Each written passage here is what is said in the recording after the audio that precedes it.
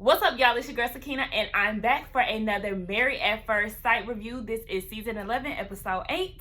Now, before I get into my review, again, we do have a few more new subscribers. So, hey, y'all, welcome to the family. Thank you for commenting, and subscribing, okay? Don't forget to comment, and subscribe to this channel. While you at it, go ahead and like it right now.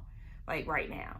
Then also get into the hair, okay? Fresh braid out today. Also get into the shirt. It says support Black Lives. You know how we do. It also has a message on the back. I ain't got time to read that because, yeah, the t-shirt link will be in the description as well. It's from Support Black College.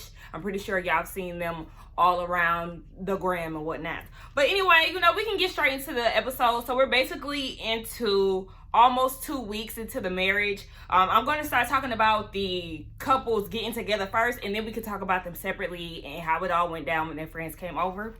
So all the guys meet up and the girls meet up. They do everything separate. So they started asking each other how is it going as far as the men. Bennett mentions the fact that he listens to R&B music and jazz, and that him and Amelia have two different sounds. She listens to indie rock, if I'm not mistaken. But when he said he listened to R&B, I'm like, I'm so interested in knowing what Bennett listens to.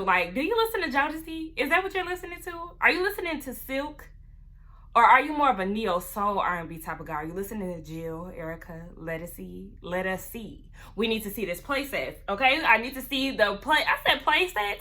We need to see this playlist, okay?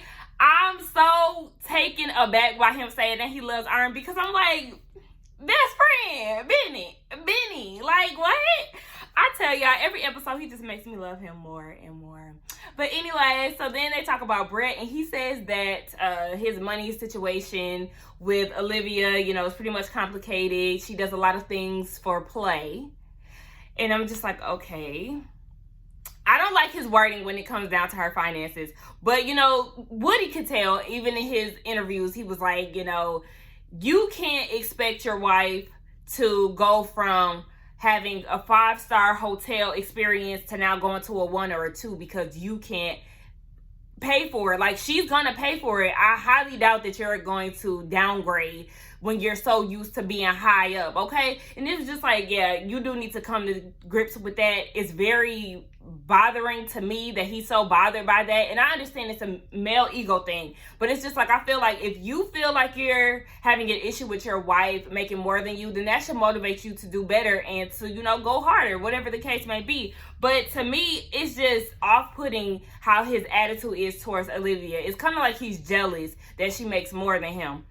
Now, anyway, we talk about Henry, and here he says, he was very open about his feelings about Christina, and then he lets the dudes know that he did call her high maintenance, and they all looking at him like, oh, you shouldn't have did that. But I feel like I'm happy that he's actually speaking up about it because he is so shy and he really doesn't say much. But if something is bothering him, I think we have all learned that Henry will eventually speak on it if it aggravates him enough. He does recognize that they are very, very different from each other, and he knows that Christina does want him to be aggressive, but it's just something that takes time with him. He's not somebody that can rush, and he really is giving me the vibe of no matter how much you nag him, he is going to go on his own pace regardless of whatever. So I don't know how much Christina could tell him before he actually changes. He's not really moved by her constantly talking about it. But Woody likes to think that, she just wants the D. That's what he gets from it. She wants you to take control, put it down on her. But we all know my dude Henry don't really have that in him. Maybe he does.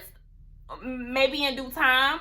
We don't know what time that would be. But for me, I just really don't think he sees it for her. But, if she wants the D, then I guess so. Now we get over to the girls. And they're asking each other how everything is. And, Amelia talks about how she may have to go away. And, she doesn't know how that's going to work out with her and Bennett. And then she also mentions the fact that he did build his tiny house. So, what's her name? I was about to say Amelia again. Amani is like, oh my gosh, you have your own personal Noah, like The Notebook, a true love story. And everybody knows. I've seen The Notebook one time after everybody was talking about it. It is a pretty good movie. I ain't even gonna lie. But anyway, yes, she was just like, oh my gosh, they got that fairy tale type of love going on. And then in Christina's confession, she was just like, oh, well, you know, you can also say that Henry lives in a tiny home, and they do the flashback of them going through his house. And I'm like, we can also say that you're homeless since you did not tell us where you live. Nor did you show us, honey. Like, don't do that, Christina. How can you take jabs at your husband? Like,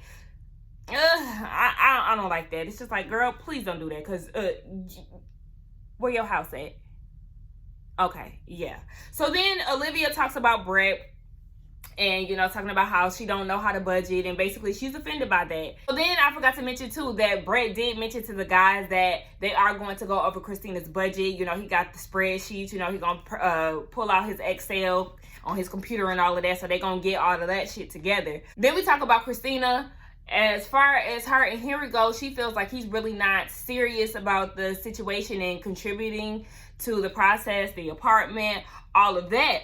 So, you know, she's been buying everything, and, you know, she feels like she's doing wifely duties, and she feels like she's always going to have to be the pusher, which she says every episode, right? So we already know she wants him to take the initiative. She doesn't want to take the initiative, and to her, she feels like if he doesn't step up, then this will be a deal breaker. And it's just like, okay, well, maybe you need to go ahead and communicate that to your husband, because it does seem like Henry is willing. It seems like both of them are willing to try. They're just not communicating the right things to each other in the right way.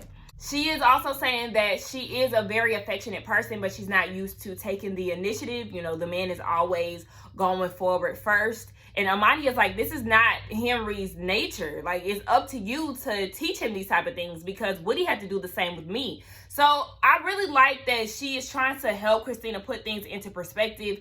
She seems like she's very hard-headed and very selfish at times. So it's like, you have to meet him where he is. You know that your husband is awkward, he's shy, and all of these things, in which you are not. So it is up to you to kind of step outside of your normal to try to get him to see things your way a little bit, or kind of coach him a little bit. Because, I mean, he said that he has relationships in the past, but he does seem a little bit green. So, I mean, just kind of teach him some shit. And, you know, Karen and Amelia were off on the side, and that's when she admitted that her and Miles did kiss, in which we already seen, you know, there was a flashback to them on the camera kissing, right?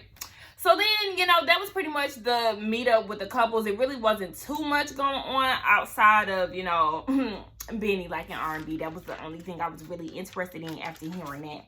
So let's get into the personal couples and what they really had going on. So we can really talk about Woody and Amani first, because I wrote the least notes for them. We already know that they are doing very well for themselves. Woody makes breakfast for Amani, you know, to give her a glimpse of how it's going to be on their Saturdays. That's his favorite thing to do. So he gets up, he makes her breakfast, you know, gives her flowers out the refrigerator. That's the second time I've seen somebody pull out flowers in the refrigerator. Is that how you supposed to? But they do be in the food section at like Walmart and Target. Okay. So then, you know, Amani is just basically saying that she's very excited that she has fallen in strong like for Woody, and everything is going great. He says the same thing too, and he actually likes waking up to her. So, you know, they're always on the same page pretty much as how they feel about each other. So then their friends come over, and I'm looking at their friends. I'm like, okay, cute. You know, all their friends real cute. My girls had their braids in, you know, nose rings. Both of the dudes had nose rings. I peeped that. One of them was plugging the hell out of his company. He had the photography t-shirt on. I said, I see you. Come on, you better work. And then, his friends were just basically saying that they see Woody in a different light. They could tell that he's very into the process because they ain't heard from him in so long. So, like, Woody is married, right? And they was like, okay, it's good to know that he's taking it serious. And they play Never Have I Ever, you know, to basically just get the crowd going. They was basically supposed to do Never Have I Ever only for Woody and Amani. So they asked the questions and they put their fingers down. So then they all go to the side and talk to one another about how they feel. And Woody is definitely falling for Amani. He's admitted this to his friends. He also admitted that they had consummated the marriage. One of them thought that they got it in on day one. No, sir. The last day is when they got it in. You got to take baby steps. Damn, my girl ain't that easy to fuck. Well, I don't want to say that easy because that's insinuating that she is easy. Okay, but anyway, y'all know what I mean. But yeah, Woody also said that he's damn near in love with her. And then we see in the next week that he is going to, basically admit it. And she was like, well, I can't really say the same. But if you ask me, I feel like, girl, you are on the right path, okay? You always get somebody that likes you more as far as a woman. The old heads taught me that. You always get you a man that likes you more than you like him, That's how the game goes, because we always end up getting played when we like a man too hard. For the most part. I don't want to say for the most part, but sometimes, some of these dudes is trash, sis. But then in the girls' room, when they were talking with Amani, Woody's cousin is basically saying, like, I didn't think that he could do this, but he's showing me otherwise because, we usually hit the streets. It's going to be real different now. I usually can hit him up and be like, hey, let's get up and go around 9 o'clock. 8 o'clock at night. And Amani was like, I have no problem with him doing any of that. As long as y'all have a good time. He is communicative with me. What?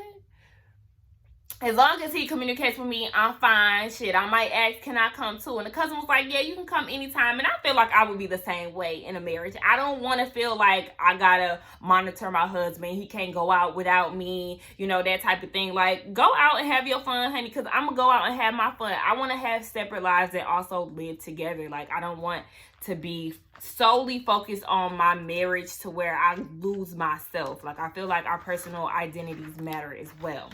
Now, anyway, let's get on to Bennett and Amelia because, like I said, Woody and Amani really didn't have too much to talk about. So, Bennett meets with one of his friends, and they are basically talking about Amelia and how the wedding was. I'm assuming that she wasn't at the wedding, but, he said that the wedding was fun, and it's definitely strange that he married a stranger. But Bennett wants his friends to know that he is really genuinely into Amelia. So this is what he's really trying to do. His friend asks, okay, well, are you trying to live in this apartment with her after this? He doesn't know because she's 9 times out of 10 not even going to be in New Orleans anymore because of her residency. That definitely raises an eyebrow from his friend. And she was just like, okay. So Bennett actually admits that this is going to be revealed where she's going in 2.5 weeks. So their process is about 8 weeks or 7 or 8 weeks long. So is she gonna move within that time frame, or is she just gonna find out? That's what I'm wondering. Anybody who knows about residencies, y'all let me know in the comments. But he's definitely open to going wherever she is. And again, his friend is damn sure salty. And she was just like, well, if he leaves, it's going to mess up our friend dynamic. It's not going to be the same. And then she lets him know that, I have mixed emotions about this situation. I don't want you to leave. And to me, I was like, sis, are you getting ready to profess your love to him? Like, what is this? But I mean, I know if one of my friends said they was gonna move or whatever, I'll be sad. But I don't know. I was kind of getting like a little, are you attracted to him vibe? Like I had to ask her that through the TV. Like, sis, what's going on? But she was just like, is this something that you are just doing temporarily? Like, one of those spontaneous situations, or is this something that you're really thinking about, like basically long term? But we all pretty much see that they are very serious about each other. That's his wife. She's no longer a stranger. And if he wants to move with her, then he can do that. So then we see Amelia talking to her friend, and her friend was like, do you find him attractive? She was like, yes, he's adorable. That's my boo. That's my bae. She started gushing over his tiny house and, saying that he's in theater and how he really has mobility, which is good for her residency. He can pick up and go at any time. So, this is just the perfect match for her, and her friend peeps that as well. And then they mentioned, how is that going to work with your residency? And Amelia's like, I realize that he does have a home here, a life here. His friends are very much close to him. He has a large friend group. A lot of them come from college. So sometimes she doesn't really know if he's just being a supportive husband or if he is, really willing to pick up and leave with her. So that's definitely going to be a big topic for them. Again, I do feel like he's going to go wherever the hell she goes, right? So their friends come over to their apartment, and before they arrive, they do let the people know that they are doing a mural. All of their friends are going to be putting in, and then once they come, we do start to see that they're all painting. And I think that this is the most creative, interactive thing I've ever seen. I've never seen somebody be on some like, oh yeah, we're having a game night or having a get together, but yeah, let's paint. Like, their mindsets are just, I just adore them, okay? So they start talking about the favorite part of their honeymoon. The favorite part for Bennett, well, actually both of them, is when they built the fort. See, they're just always in sync. So then they do talk separately, you know, with their friends. And Bennett tells his friends that Amelia is generous, gracious, thoughtful. You know, he just has all these amazing compliments. And one of his friends was like, you know, y'all have that in common. Y'all are pretty much the same type of person. And his friend was like, do you feel like this is normal? Now, in Bennett's case, he does admit that in his past relationships, he had a tendency to really mold himself, or, you know, not really be his true self to basically fit the needs of whoever he was dating at the time. But he really feels like he can be himself when it comes down to Amelia. Ben says that he does feel confident in this relationship, which is why, you know, he feels like he can really be himself. And his friends see that. Now, the friend that asks, is it normal? He actually pulled Amelia to the side and they had a conversation. She basically said the same thing, that she could be herself, and, you know, she didn't think that she can meet somebody that she really likes and that it's going to work out. The friend was just like, look, I don't know if I'm tipsy or what, but, you know, I just feel the vibe between y'all. Y'all can do it, okay? I'm here for it, and I just love it. And then at the end, they did hang up the mural that everybody painted. I just love their chemistry is everything, okay? Anyway, let's move on to Karen and Miles. So they're down at the house, and Miles has done some thinking. So he lets Karen know that, hey, I do need you to communicate with me. You know, the example that he used was when Dr. Kyle was over, or Pastor Kyle was over, and she admitted that he was attractive. He would have never known that had Pastor Kyle pulled that out of her, you know. So he feels like words of affirmation is a must for him, that is something that he needs. And he just never knows what Karen is thinking. He feels like this is something that he needs to hear. Now, Karen does admit that this isn't something that she's used to. She's not really into expressing herself like that, and giving out compliments. With that, I could definitely relate to her in that aspect, because I don't really like to boost niggas' egos, and that's just simply because if you give a man too much, sometimes they take advantage of it. So I'm always cautious, and I know it's just a simple compliment. You know, I think a dude is fine all day, but I never really vocalize it. I don't know. It's just, I don't know. I always try to play it safe when it comes to dudes. I can't let him know that I like him too much. But they were talking about, you know, kissing and all of that, and she was just like, you know, I appreciate Miles being understanding, and, you know, she does move pretty much slow when it comes down to men. I do agree with what somebody tweeted on Twitter. You want to move slow, but yet you got on the show called Married at First Sight, where everything is pretty much rushed. Okay, y'all basically in stage 3 now. Y'all moved together. Y'all went from marriage, honeymoon, third step, living together. So this is definitely a fast pace. But, you know, what I can appreciate, you know I've pretty much been going at Karen's neck, but what I can appreciate is the fact that she is trying and, you know, being understanding. So I could really appreciate that. She's really putting some effort into this episode. Now, the friends come over, and one of the friends of Karen's pulled Miles off to the side. You know, she want to pick his brain a little bit, and she was like, you know, she is in the medical field, so her job is stressful. Miles, what are you doing to alleviate any of that stress that she has? So, you know, his way of doing that is, you know, her car is down right now, so he's trying to fix her car. He also goes grocery shopping, the dishes, you know, whatever it is that needs to be taken care of at home, he tries to make sure that that's done, so she won't have to come home and worry about, you know, the little things that may be stressful. Like, you know, you done had a hard day at work. Last thing you want to do is clean these dirty dishes. You know what I'm saying? So, you know, it's just the little things that he's really trying to do. And I really like the questions that the friend was asking. So she was like, how is Karen communicating with you? You know, I know how she is in her friendships, but how is she with her husband? Miles feels like, you know, she's good at articulating what she needs. So she's good on that. And the friend was just like, you know, she likes somebody to take the lead. So, you know, sometimes you might have to check her, like, girl, you watch your mouth. No, I'm playing, not that, you know. We don't do domestic violence, honey. That was just a joke.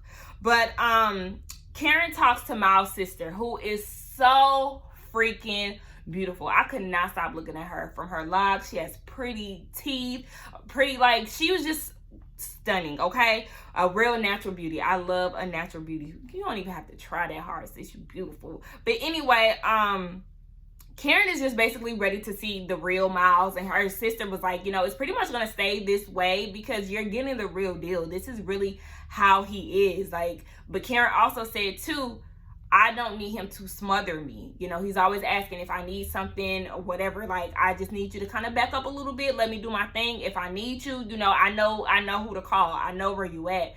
And I could appreciate her honesty with that. Yeah, I don't need you hovering over me. I understand that you are, you know, a giving person. However, let me handle what I got to handle. And then, you know, if I need you, I'll give you a ring, honey. I'll call you from the next room. I'll call you from the couch, whatever it may be. So, you know, the sister assures her that, baby, you got a good one. And then we all been recognizing that, okay? America sees him for who he really is, honey. You got a good one. So appreciate him and meet him where he at, girl. Stop acting like that. And one thing that kind of stood out to me a little bit was his sister saying that Miles is a lover to everyone. So, you know, it's basically kind of hard to determine whether or not Karen is his wife. I just took that as, yeah, him being nice to everybody. So this is just naturally him. And most importantly, are you the one?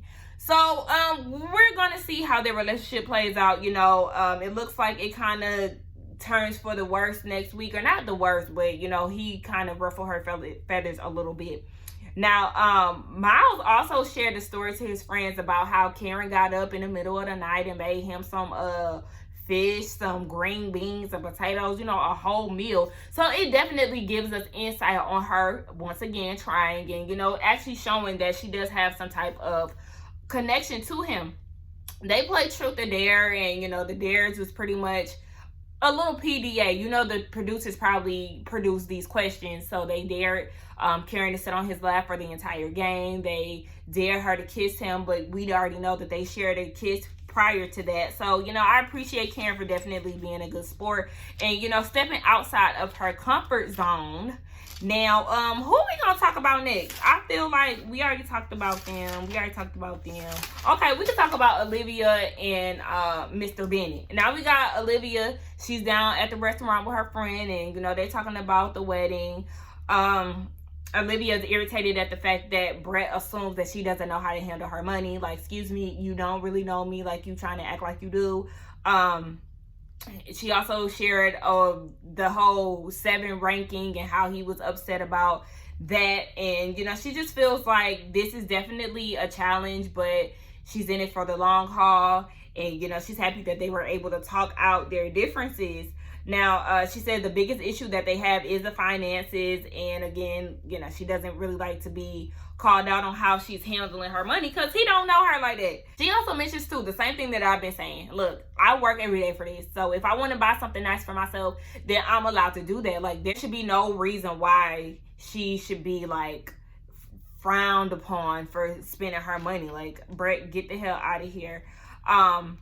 But her friend suggested that she actually talk to Bennett about that, you know, communicate that clearly because she hasn't said anything. Now, Brett is out with his friend. He's very sarcastic, Brett is. But I'm just like, look at you going out to eat. You spending money, honey. That's not you. You don't really spend money out on outings. What are you doing? But the friend was just asking how everything has been. Brett mentions the Pastor Kyle visit and how he wanted them to get deep into conversations about politics, finances, kids, all of that. And the friend was like, okay, so y'all having this discussion. Has this, you know, made you realize that you see some good in this, or has this raised any red flags? Brett never really said anything, but, you know, basically it raised some red flags. And, his friend feels like he's very methodical, so that's the way he's approaching his marriage with Olivia. Then it asked about the finances. We already know that he has an issue with Olivia making more, so then he was like, you know, well, I live my life by a budget because that's what reasonable people do. The fact that he thinks he's better than her because he budgets his money aggravates the hell out of me. Like, sir, do you realize that working just to pay bills is like the most unfortunate thing ever? If she wants to spend money for working her ass off, then she can do that. Like, I don't understand why you feel like people who spend their money on nice things or, you know, something that they want, enjoyable things, that's an issue. No, honey, that's the way life should be. You should work and enjoy the money that you've worked for. Like, sir, like I said, that's not the way to live, sir. You're jealous and you're projecting like hell. So then, he was just basically saying that his priority is paying off his bills and, you know, generational wealth, and her expenses is, you know, basically fucking off her money. And his friend was trying to get him to see the bright side of it. Like, okay, well, maybe she's just living in the moment, right? Like, what's wrong with that? And then he was saying, oh, well, you know what? It's also fun. Net growth. I can't with him. Like, this is the part of him that really irritates the hell out of me. So then we see him and Olivia down at the house, and he's prepping the food. You know, the food look real good. You know, he's making asparagus and steak, and while the food is cooking, they take this time to go through their budget. Now, Brett sees that she does have a good grip on her finances, which I'm definitely glad to hear, because look, you ain't about to keep playing my girl acting like she just out here living wild and keeping up with the Joneses.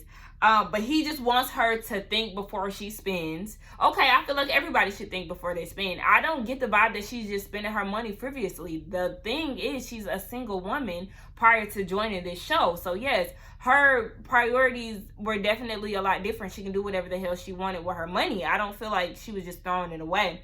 But, you know, Olivia sees that she can't cut back on, you know, going out to eat, because that is definitely, I think she said she spends like $500 on that. And, you know, Brett knows how to cook. So she was like, look, my husband know how to cook, so I'm going to let you go ahead and do this. And then I'll cut back on going out to eat. And then the money that I cut back on, we could just use towards, you know, entertainment. You know, it doesn't have to be expensive. We can go to the zoo. We can do bowling, all of that. So I'm really happy that their sit down with the budget was a good turnout, because we already know that her husband could be an asshole at times. It went a lot better than I thought. Hats off to them for getting that shit done. Now, their friends came over and everybody is getting along pretty well. They play a game, Would You Rather. Now, one of the questions that the friend asked, would you rather starfish or doggy style? I said, ma'am, what the hell is starfish? I never heard of that before, and I started to Google it, but then I heard her say, you just lay there. Honey, what they say that's called? A pillow princess? Honey, you don't be doing shit but just laying there. Boring. And Olivia said she rather prefer doggy style. I said, ooh, freak nasty. Now, as far as Olivia, you know, they go off to the side. You know, they split up. Olivia's issue with Brett is the fact that they are doing the routine thing that she was afraid of. She said they come home every day, play with the cats. You know, he has yet to take her out to dinner. You know, these are the things that she wants to do. Remember, she asked him when they was in Mexico before they had that blowout, like, what do you want to do with me? Honey, he didn't have shit to say because he ain't had plans on taking you out to dinner, but he can go with his friends. Trifling. She's just really nervous of, you know, going into that whole routine thing. She wants to see the world. She wants to go out to eat, and she doesn't want to feel like she's obligated to sitting in the house and, you know, not really spending the coins, okay? Making it rain down at the club. I'm just talking shit. But anyway, yes, that was pretty much their concern. I really feel like her concerns are valid. There are people who are fine with being homebodies, but Olivia's not living that life, and she has expressed that to her husband. So I really hope that he meets her in the middle. They are getting along pretty well, but that finance situation is definitely doing a number on how they communicate with each other. But anyway, we're just gonna move on to the main event, okay, in which that is Henry and Christina. So, they down at the house, and Henry admits that he got on Married at First Sight, you know, to find a life partner, to find a wife, somebody to build a family with. You know, he wants to have the whole thing, right? And he realizes that it's not easy. So then him and Christina talk about who's coming to their, you know, housewarming or whatever. And they start going down the list of people. You know, some of them are from their wedding. And then Christina, once it got quiet, she was like, and scene. Are we done, basically? And the producer was like, well, I mean, we're only shooting for 15 minutes. Like, we're not done yet. So, you know, we see her getting an attitude with production yet again and being impatient as hell. So, they start talking about what kind of games they're going to play, right? And she's upset about the games that the producer sent her. She's looking through the list and she was like, we're not playing musical chairs. We are not for. Hold on, wait, bitch. Musical chairs is very fun, okay? Don't matter how old you are, okay? She's just being such a bitch to production, and I don't like that. And then she goes and asks them, so why is all of this on me? Like, why can't y'all get him to do some of this stuff? And Henry is just like, okay, well, I'm not really understanding where all of this is coming from. He looking like, okay, here this bitch go. You know, he real awkward, so he has that little awkward smile and shit. So then, he definitely sees that she's impatient, she's confrontational. That's not the way that he lives his life. He's not accommodated to that. You know, he ain't got time for that. And it's just really getting on his nerves. You can really tell. Like, he really doesn't show it, but the fact that he's said it more than once, we know that he's tired of her shit. So Christina just wants him to initiate some things. She mentioned the fact that she's been basically trying to make this house a home and she's getting groceries and all of that, and she wants him to take initiative. You know, she's tired of it. So Henry is like, hold on, wait, I definitely thanked you for getting the groceries and I said that I would Venmo you the money. And then she was like, oh, you did you? Like, basically doubting the fact that he said thank you. And then she was like, yeah, you offered to Venmo me the money, but you didn't say, hey, thank you for doing this, I really appreciate it. And he was looking like, bitch, did I not just say I thanked you? Like, so then they go into this whole thing. So then he was like, did you thank me for the meal that I paid for down in Mexico? Did you thank me for taking you to the Michelin star restaurant? Like, if you want to do some tit for tat shit, let's talk about it, ma'am. Because you saying that, but I really feel like she probably didn't thank him for it, which is why he's throwing that out there, because he really doesn't give me a tit for tat. But I like the fact that he threw that out there. Like, let's not go there. So, you know, he's like, I think that you're being impatient.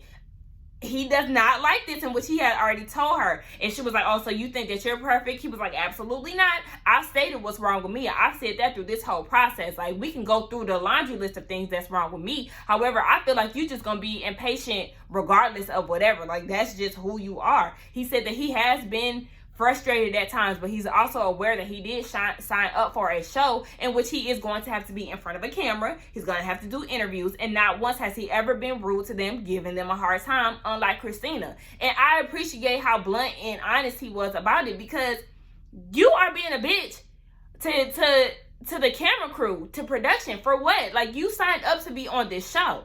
Make it make sense. Like, I understand that it's an adjustment. She acting just like Brandon when Brandon was being rude to production. You don't do that to people. That's not how you treat people. You sit here being rude to them when they're just simply trying to produce a show. You have to talk. Like, I understand that Henry is not giving you all that you want, sis, but don't take that out on production. Like, you gotta chill the hell out.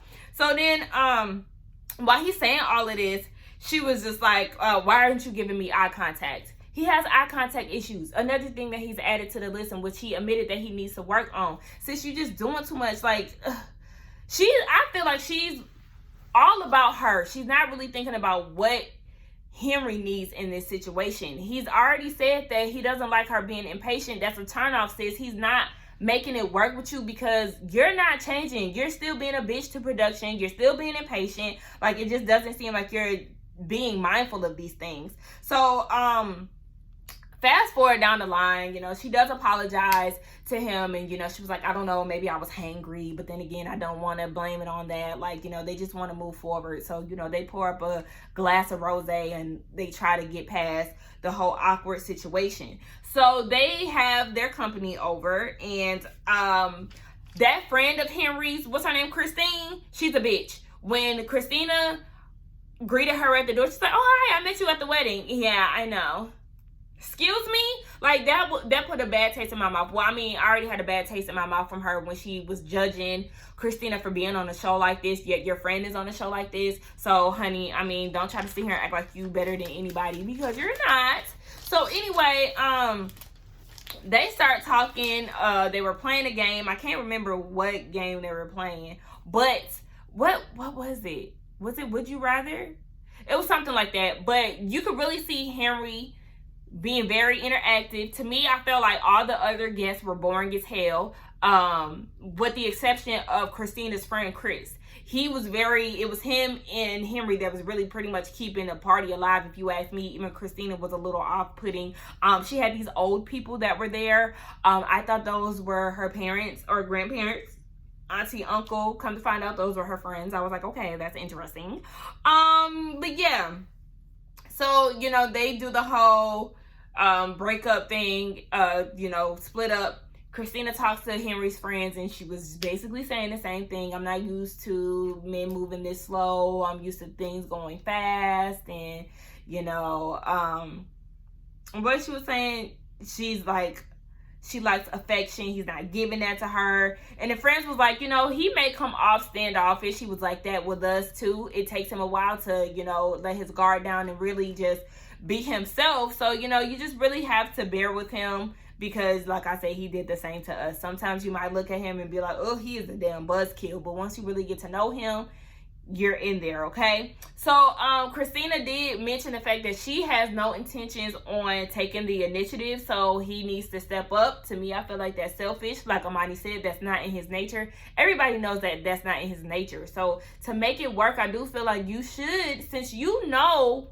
how the game goes, sis, won't you just show him the way to go? Let me show you. Let me show you the way to go. That's a little the Jacksons for y'all, for anybody who does not know that. The friend tells Christina that he is not as unemotionally available as he may seem. You know, she lost her sister a few years back, and he was definitely the emotional support. So, you know, just try to break those walls down, sis. Get to know him a little bit better, and I'm sure he'll be that same person for you.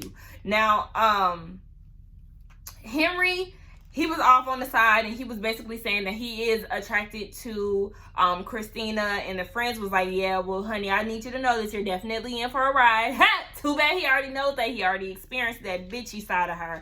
So then, he says that he admits to wanting to take it slow because that's not in his nature. Again, he's not that type of person. They're not being physical because he just wants to get to know her. They have a lot to learn about each other before really starting to get into the physical aspect of their relationship. So the friend is just like, she's looking for somebody to take the lead. That's what one of the friends said. And feels like he needs to go ahead and move forward. Now, the friend Chris was definitely adamant about that. Like, what are y'all doing? Da, da, da, da. But it's also like, honey, shut up. I understand that you're talking for your friend who likes to move at a faster pace.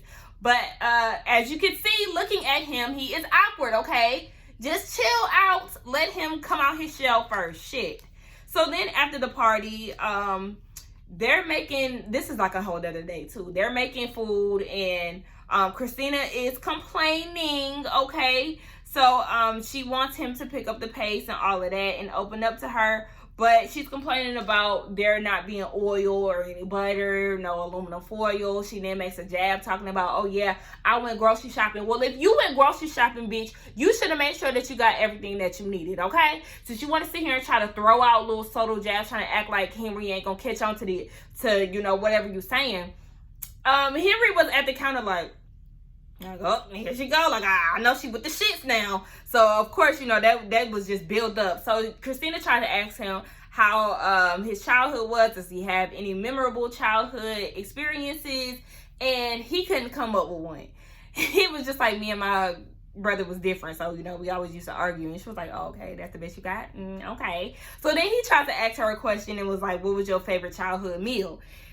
I think she said she had so many that she couldn't name one, and he was just like, bitch, really? Like, you can't name one? So at this point, I was just like, okay, both of y'all getting on my motherfucking nerves. I'm gonna need y'all to come up with something. I feel like both of y'all are indecisive. Y'all awkward as hell, and it's making me crawl, okay? It's making my skin crawl. I can't. The silence was killing me, y'all. I could not do it. I was suffering from secondhand embarrassment with them. It was really starting to become too much. So then Christina asked the production team, is there any questions that they have? Because at this point, he's not talking, and she's tired of asking questions. Like, make him talk is what she was basically saying.